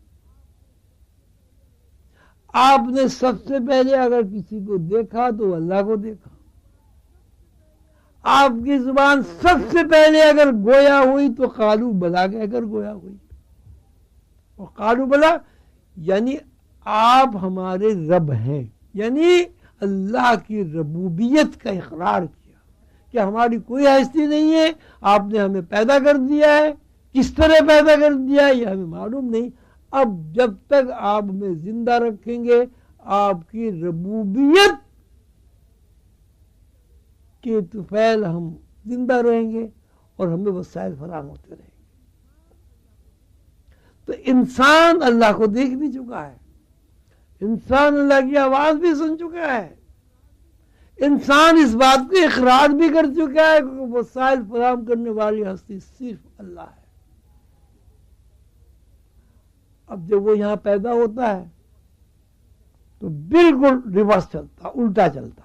اور وہ کہتا ہے صاحب میں کاروبار نہیں کروں گا تو روٹی کہاں سے کھاؤں گا، میں محنت مزدوری نہیں کروں گا تو بچوں کا کیسے پیٹ پلے گا.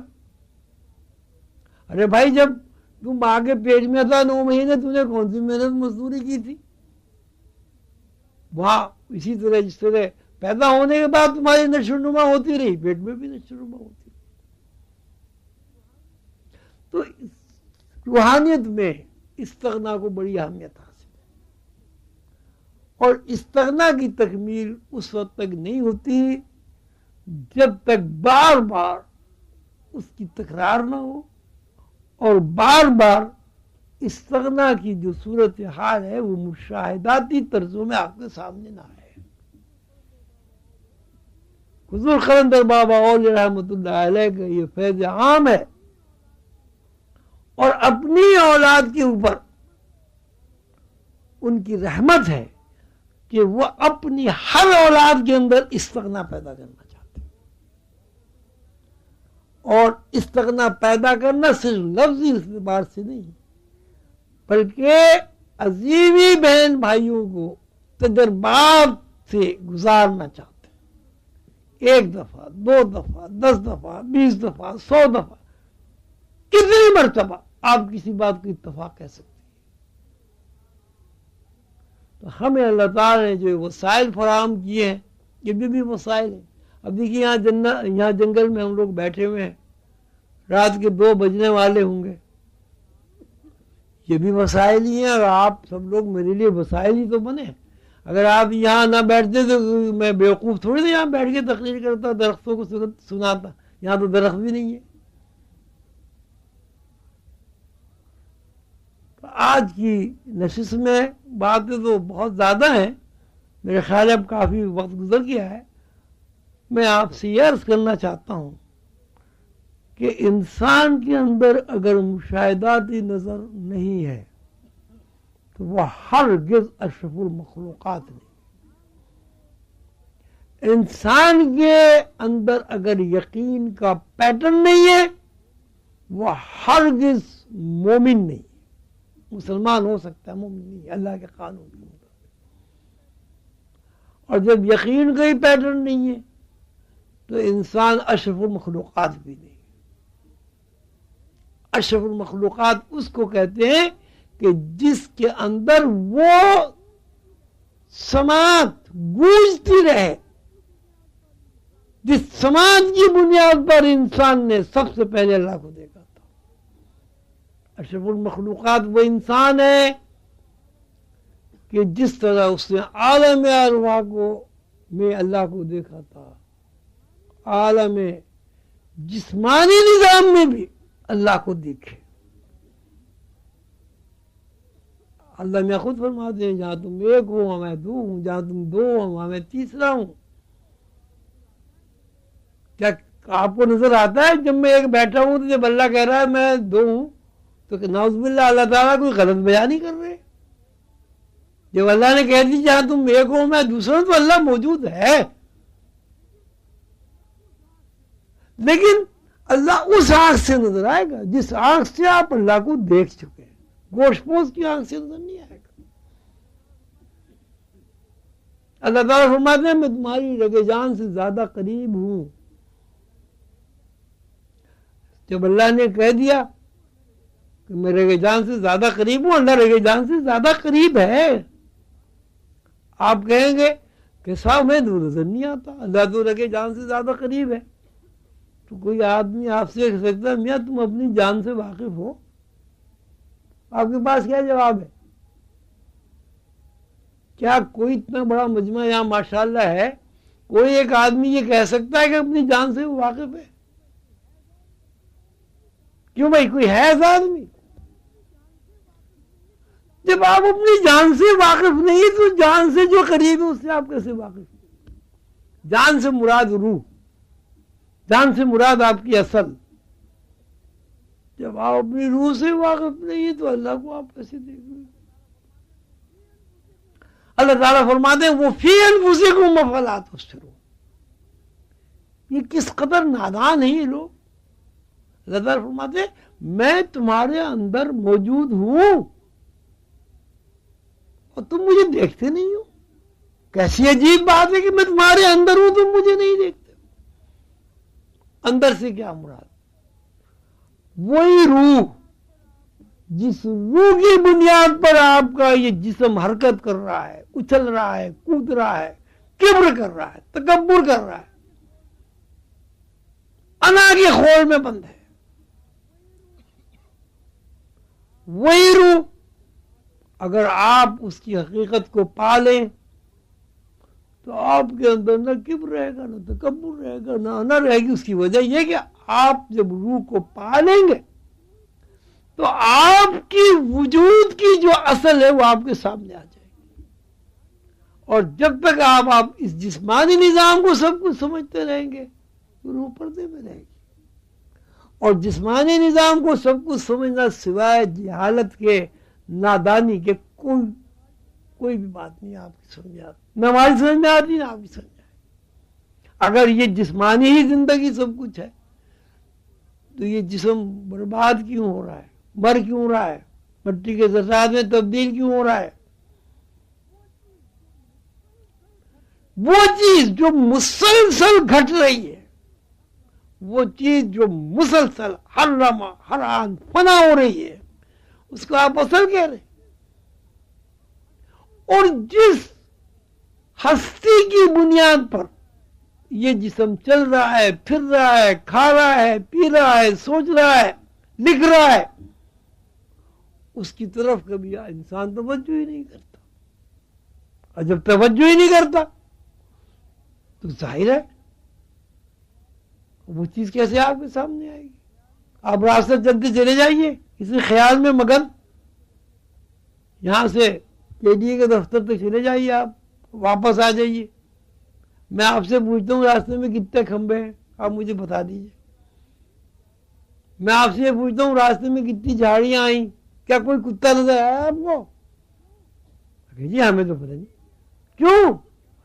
اس لیے کہ آپ جس راستے پر چل رہے ہیں، اگر اس راستے پر چلتے وقت آپ کا ذہن، آپ کا دماغ، آپ کا شعور متوجہ ہے، تو جس مناسبت سے آپ کا شعور متوجہ ہے وہ چیزیں آپ کے ذہن میں، حافظے میں محفوظ رہتی ہیں۔ اور آپ کے ذہن میں کوئی چیز نہیں ہے تو آپ 50 دفعہ بھی اس راستے پر چلتے رہے تو آپ یہ نہیں بتا سکتے کہ اس سڑک پہ آپ نے کیا دیکھا۔ یہ آپ کی مادی زندگی کی مثال میں آپ کو دے رہا ہوں۔ جب مادی زندگی میں بغیر متوجہ ہوئے بغیر کوئی چیز آپ کو یاد نہیں رہتی، کوئی چیز آپ بیان نہیں کر سکتے، کوئی چیز آپ کے حواس میں داخل نہیں ہوتی، تو روح کی طرف متوجہ ہوئے بغیر روح کی تحریکات آپ کے سامنے کس طرح آئیں گی؟ روح کی تحریکات سامنے آنے کے لیے سب سے پہلے بنیادی بات یہ ہے کہ آپ کے اندر یقین کا پیٹرن موجود ہے، اور یقین کے پیٹرن کے لیے ضروری ہے کہ آپ کے اندر سے وسائل کی محتاجی نکل جائے۔ آپ وسائل کے بارے میں یہ تصور اور یقین ہو آپ کے اندر کہ میں وسائل کے لیے پیدا نہیں ہوا ہوں، وسائل میرے لیے پیدا کیے گئے۔ جیسا کہ ہے، اگر آپ وسائل کے لیے پیدا کیے جاتے تو آپ کا پیدا ہونے کے بعد دنیا بنتی، لیکن جب ہم پیدا ہوتے ہیں تو دنیا پہلے سے موجود ہوتی ہے۔ نہ صرف یہ کہ جب ہم پیدا ہوتے ہیں دنیا موجود ہوتی ہے، بلکہ جب ہم مرتے ہیں تب بھی دنیا موجود رہتی ہے۔ تو اللہ تعالیٰ نے یہ جو سارا نظام بنایا ہے، اس نظام کی ساخت اس قسم کی ہے کہ اس میں جو چیز جس طرف متوجہ ہو جائے یا جس چیز کو جس طرف متوجہ کر دیا جائے اس کی اہمیت ہے، اور اگر متوجہ نہ ہوا جائے تو اس کی کوئی اہمیت نہیں ہے۔ استغنا، توکل، قناعت، اللہ پر بھروسہ، یہ سب باتیں انسان کو اس طرح متوجہ کرتی ہیں کہ یہاں جو انسان پیدا ہوا اپنی مرضی سے پیدا نہیں ہوا، یہاں انسان جب مرتا ہے تو اپنی مرضی سے نہیں مرتا۔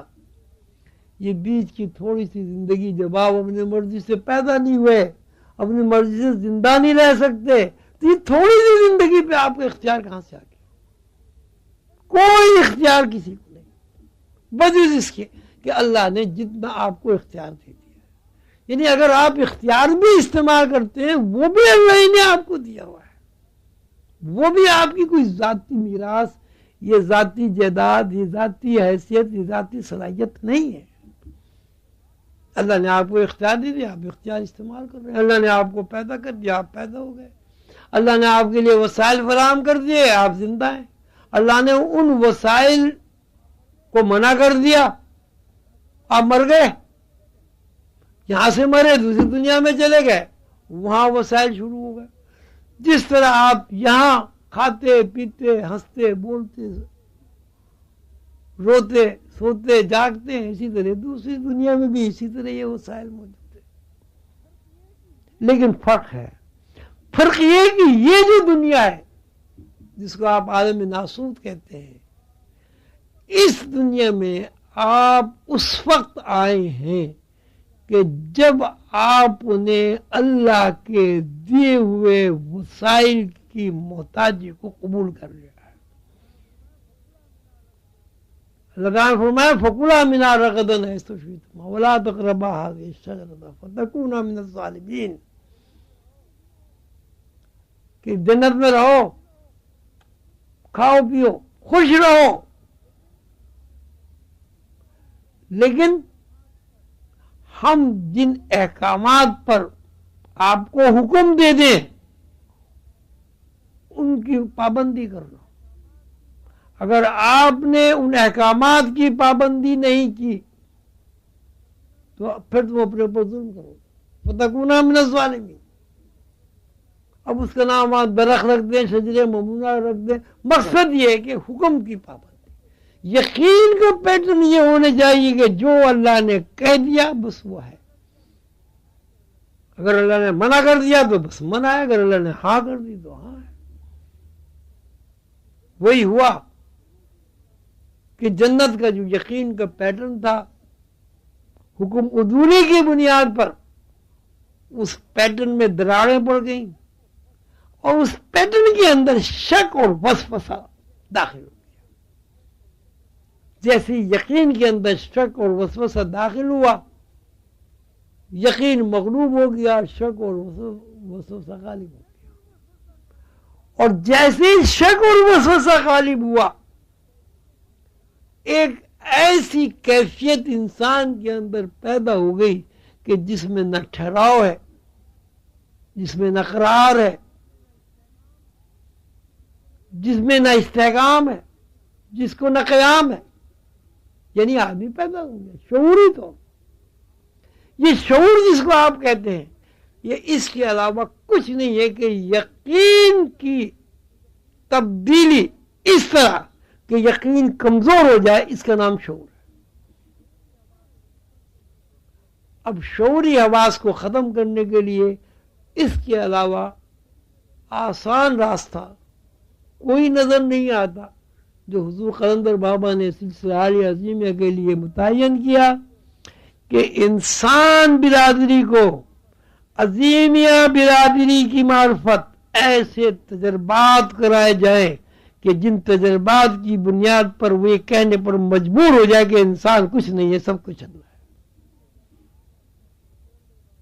یہی حضور قلندر بابا اولیاء رحمۃ اللہ علیہ کہ ہمارے اوپر رحمت ہے، عنایت ہے۔ اللہ تعالی ہم سب کو توفیق عطا کرے کہ ہم اپنے بزرگ، اپنے باپ، اپنے جد امجد حضور قلندر بابا اولیاء رحمۃ اللہ علیہ کی طرز فکر کے مطابق اپنے اندر یقین کا پیٹرن، تجربات اور مشاہدات کو سامنے رکھتے ہوئے زیادہ سے زیادہ اجاگر کریں۔ جیسے جیسے یقین کا پیٹرن ہمارے اندر اجاگر ہوتا چلا جائے گا، اسی مناسبت سے ہم پہلے جنت کی زندگی میں لوٹ جائیں گے، یعنی اس دنیا میں رہتے ہوئے جنت کی زندگی میں لوٹ جائیں گے، یعنی ٹائم اسپیس سے آزاد ہو جائیں گے۔ اور جب ہم اس دنیا کی گرفت سے آزاد ہو کر اسی دنیا میں رہتے ہوئے جنت کی زندگی میں داخل ہو جائیں گے تو ہمارے اندر یقین کا پیٹرن اتنا مستحکم ہو جائے گا کہ جتنا مستحکم ہمارے باپ آدم کے اور ہماری ماں حوا کے ذہن میں تھا۔ اور جب ہم اماں حوا اور باپ آدم کے ذہن کو حاصل کر لیں گے، اور ان کے اندر جو یقین کا پیٹرن تھا نافرمانی سے پہلے ہمارے اندر منتقل ہو جائے گا۔ تو جس طرح اما حوا اور بابا آدم اللہ کو دیکھتے تھے، اللہ کو سنتے تھے، اللہ سے گفتگو کرتے تھے، اسی صورت سے ہم بھی اللہ کو دیکھیں گے۔ دیکھ تو ہم چکے ہیں اللہ کو دیکھیں گے، اللہ کی آواز سنیں گے، اور جب ہم اللہ کو دیکھ لیں گے، اللہ کی آواز سن لیں گے، اللہ کا جو ذہن ہے اس کے مطابق ہمارے اندر یقین کا پیٹرن بن جائے گا، ظاہر ہم اللہ کے دوست بن جائیں گے۔ اللہ کا دوست، جیسے کہ اللہ تعالیٰ نے فرمایا، اللہ سے قریب ہوتا ہے، ہر دوست کے قریب ہوتا ہے۔ ہمارے لیے راستہ اس لیے آسان ہے کہ ہمارے بڑے حضور قلندر بابا اولیاء رحمۃ اللہ علیہ کے اللہ کے ایسے دوست تھے کہ جہاں مشیت بھی اللہ کے اختیار دیے ہوئے حالات کے تحت حضور قلندر بابا اولیاء کے تحت ہو جاتی ہے۔ یہ میں نہیں کہہ رہا ہوں کہ حضور قلندر بابا اللہ بن گئے، خدا بن گئے، لیکن حضور قلندر بابا اولیاء رحمۃ اللہ کو اللہ تعالیٰ نے وہ اختیارات عطا کر دیے ہیں جن اختیار کے تحت کائنات بنتی ہے، بگڑتی ہے، کائنات حرکت کرتی ہے، اور کائنات میں زندگی کی لہریں دوڑتی ہیں۔ اب یہ ہمارا کام ہے کہ ہم اپنے باپ کے ورثے کو کتنا قبول کرتے ہیں اور کتنا رد کرتے ہیں۔ آپ حضرات بہت دور دراز سے تشریف لائے، اور اس مرتبہ یہ بہت ہی خوشائند بات ہے، ماشاءاللہ عظیم سلسلے کے افراد جہاں جہاں بھی تھے سب ہی تشریف لے آئے۔ اب اس کی دو صورتیں ہیں، ایک تو یہ کہ اللہ تعالیٰ نے میری خوشی پوری کی، میرا دل چاہتا ہے کہ آپ سب لوگوں کو میں دیکھوں، آپ مجھے دیکھیں، میں آپ کے قریب آؤں، آپ میرے قریب آئیں۔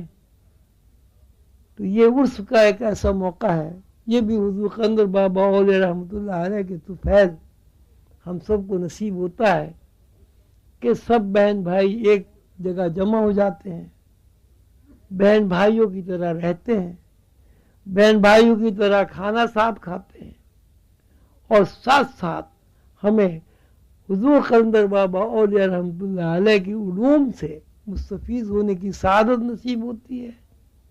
میں آپ سب حضرات کا انتہائی شکر گزار ہوں کہ آپ نے میری خوشی کے لیے اسباب اور وسائل فراہم کیے۔ اللہ تعالیٰ آپ سب کو خوش رکھے، اور سلسلے کے معاملات میں جو کچھ اللہ تعالیٰ کی رحمتیں، عنایتیں، بے پایا عنایت آپ پر بارش کی طرح برس رہی ہیں، ان کو ایک محض رسمی چیز نہ سمجھیں، اس میں غور و فکر کریں، یہ دیکھیں کہ ایسا کیوں ہو رہا ہے، ایسا کیوں نہیں ہو رہا ہے۔ یہ جو وسائل کی پابندی نہیں ہے، اور جو کچھ ہم اللہ کے لیے، اللہ کے رسول کے لیے، اللہ کے محبوب بندے، اللہ کے محبوب دوست حضور قلندر بابا اولیاء کے لیے جب کچھ کرنا چاہتے ہیں تو ہمیں اس طرح اللہ تعالیٰ کی رحمت اور عنایت نصیب ہو جاتی ہے کہ ہمیں یہ پتہ ہی نہیں چلتا کہ ہمارا کام کس طرح ہو جاتا ہے۔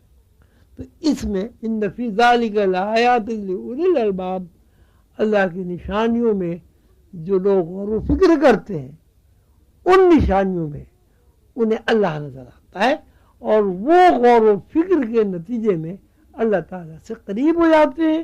اور جب کوئی بندہ اللہ سے قریب ہو جاتا ہے تو ظاہر ہے وہ اس کے اوپر ایک سکون، ایک قرار، ایک استغراق، ایک سرور کی کیفیت مستقل تاری رہتی ہے۔ ابھی یہاں کل پتہ نہیں کیا ہوا، میں نے کس سے کہا صبح کچھ کہ بھئی ایسا کیوں نہیں کیا، وہ کہنے جی کریں کیا، یہاں تو سب نشے میں پھر رہے ہیں۔ میں کہ بھائی اس طرح کہا تھا، کہ وہ تو کہا تھا یاد رہے تو کریں، یہاں تو سو رہے ہیں سب، سوتے سوتے چل رہے ہیں۔ یہ دیکھیے ایک کیفیت ہے، ایک سرور کی کیفیت ہے۔ یہ بھی ایک قلندر بابا اولیاء رحمۃ اللہ علیہ کا اعجاز ہے، ان کی کرامت ہے کہ یہاں جو لوگ بھی تشریف لاتے ہیں خوش رہتے ہیں، مسرور رہتے ہیں، اور ایسا لگتا ہے کہ پتہ نہیں کتنی بوتلیں چڑھائی ہوئی ہیں، بغیر مفت کی شراب ہے۔ اللہ تعالی ہمیں اس شراب طہورہ سے مزید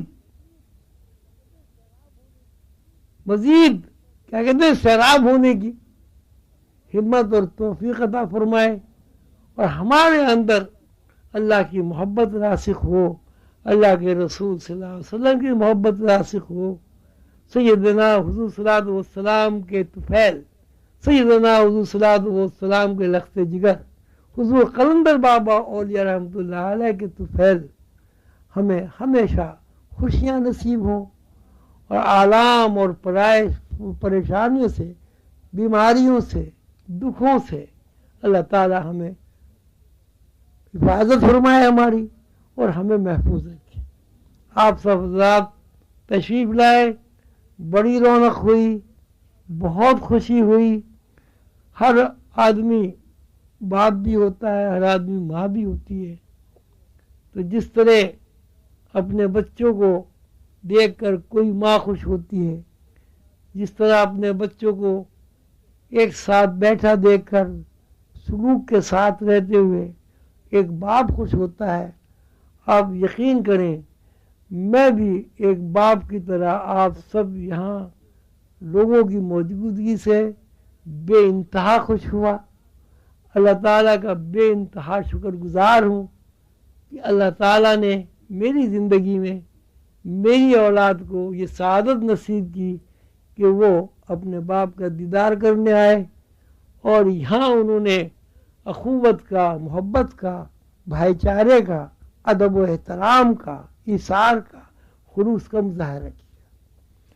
کسی باپ کی اس سے بڑی خوش نصیبی کیا ہو سکتی ہے کہ اس کی اولاد آپس میں محبت کرے، اس کی اولاد آپس میں خلوص کے ساتھ رہے، اور کسی باپ کی اس سے بڑی کیا خوش نصیبی ہو سکتی ہے کہ اس کی اولاد خوشحال ہو، اللہ تعالیٰ کی طرف سے وسائل فراہم ہوں، اللہ تعالیٰ مزید آپ کو استحکام عطا فرمائے، اللہ تعالیٰ آپ کو شعوری غلبے سے نکال کر لاشعوری دائرے میں منتقل کرے، اس طرح کہ آپ کا شعور اور لاشعور برابر ہو جائے۔ آپ جس طرح سوتے ہوئے خواب میں اڑتے ہیں فضاؤں میں، جس طرح آپ خواب کی حالت میں آسمانی دنیاوں میں پرواز کرتے ہیں، مراقبے کی حالت میں آپ روشنیوں کا، نور کا، تجلیات کا اپنی اپنی حیثیت کے مطابق دیدار کرتے ہیں، میری دعا ہے، میرا دل چاہتا ہے کہ آپ بغیر مراقبے کے، بغیر خواب کے، بیداری کی حالت میں بھی یہ سب کچھ دیکھیں، محسوس کریں، خوش رہیں، اور اللہ تعالیٰ کی یہ قربت کا جو تصور ہے اس کو ساری دنیا میں عام کریں۔ ہم بحیثیت مسلمان کے حضور پاک صلی اللہ علیہ وسلم کی امت ہیں، یہ ہمارے لیے سعادت ہے، لیکن بحیثیت انسان کے ہمارے اوپر یہ فرض ہے کہ ہم پوری نوع انسانی تک اللہ کا پیغام پہنچاتے ہیں۔ انبیاء علیہ السلام کی طرز فکر ہے کہ انبیاء علیہ السلام کسی ایک گروہ کے لیے مخصوص نہیں ہوتے، انبیاء علیہ السلام پوری نوع انسانی کا جوہر ہوتے ہیں۔ انبیاء علیہ السلام کی تعلیمات پوری نوع انسانی کے لیے ہوتی ہیں۔ کوئی نبی کسی گروہ کا نبی نہیں ہوتا، کوئی نبی کسی قبیلے کا نبی نہیں ہوتا، کوئی نبی کسی ایک مخصوص قوم کا نہیں ہوتا، نبی پوری نو انسانی کے لیے، ہدایت کے لیے اس زمین پر اللہ تعالیٰ بھیجتے ہیں۔ نبی پوری نو انسانی کے لیے نجات دہندہ ہوتا ہے۔ ہمارے حضور قلندر بابا اولیاء رحمۃ اللہ علیہ سیدنا حضور صلی اللہ علیہ وسلم کا نگیٹو ہے، تمثل ہے، ان کا دوسرا رخ ہے۔ سیدنا حضور صلی اللہ علیہ وسلم کا وہ دوسرا رخ ہے تو سیدنا حضور صلی اللہ علیہ وسلم کی پوری طرز فکر حضور قلندر بابا اولیاء رحمۃ اللہ علیہ کو منتقل ہوئی ہے۔ حضور قلندر بابا اولیاء رحمۃ اللہ علیہ کو انبیاء علیہ السلام کی جو طرز فکر منتقل ہوئی ہے، چونکہ قلندر بابا اولیاء رحمۃ اللہ علیہ ہمارے باپ ہیں، لہذا انبیاء کی طرز فکر عظیمی بھائیوں کا ورثہ قرار ہے۔ نہ سعید ہے وہ اولاد جو آپ اپنے باپ کے ورثے کو قبول نہ کرے، بدبخت ہے وہ اولاد جس کے گھر میں خزانے بھرے ہو باہر بھیک مانگتی پھرے۔ ہمیں اللہ تعالیٰ نے بہت بڑا اعزاز عطا کیا ہے۔ اللہ تعالیٰ نے ہماری روحوں کو سعید قرار دے کر قلندر بابا اور رحمت اللہ علیہ کے حضور جھکا دیا ہے۔ ہم وہ لوگ ہیں کہ جن کے اوپر ایک ابدال کا ہاتھ ہے۔ میں نے کتابوں میں پڑھا ہے کہ فلاں بزرگ اتنے بڑے بزرگ تھے کہ انہوں نے اپنی زندگی میں ایک ابدال کو دیکھا، زیارت کی، اور فلاں بزرگ تو بہت ہی بڑے اللہ والے تھے، بہت ہی بڑے بزرگ تھے کہ انہوں نے اپنی زندگی میں ایک ابدال سے مصافحہ کیا۔ یعنی مقامات کا تعین ہوتا ہے اس بات پر کسی آدمی نے ایک ابدال کو دیکھ لیا۔ روحانی مدارج میں ترقی ہوتی ہے اس بنیاد پر کہ کسی اللہ والے نے کسی ابدال سے مصافحہ کر لیا۔ ہم تو بھائی ابدال کی اولاد ہیں۔ ہمارا ورثہ روحانیت کے علاوہ کچھ نہیں۔ ہمارا ورثہ بحیثیت علیم کے، بحیثیت صفت علیم کے، ہمارا ورثہ علم کے علاوہ کچھ نہیں۔ ہمارا ورثہ بحیثیت یقین کے، چونکہ ہمارے حضور قلندر بابا اولیاء رحمۃ اللہ علیہ رسول اللہ صلی اللہ علیہ وسلم کے تمثل ہے، تو ہمارا ورثہ یقین کے علاوہ کچھ نہیں۔ اگر ہمارے اندر شکوک و شبہات آئے، اگر ہم وسوسوں میں مبتلا ہیں، تو اس کا مطلب یہ ہوا کہ ہم اپنے باپ کے ورثے سے دور ہیں۔ اپنے باپ کے ورثے کو جو اولاد حاصل نہیں کرتی وہ اولاد ناخلف ہوتی۔ دعا کریں کہ عظیمیہ سلسلے کے جتنے بھی افراد ہیں وہ ناخلف اولادوں کی صف میں شامل ہوں۔ دعا کریں کہ اللہ تعالیٰ نے ہمیں جو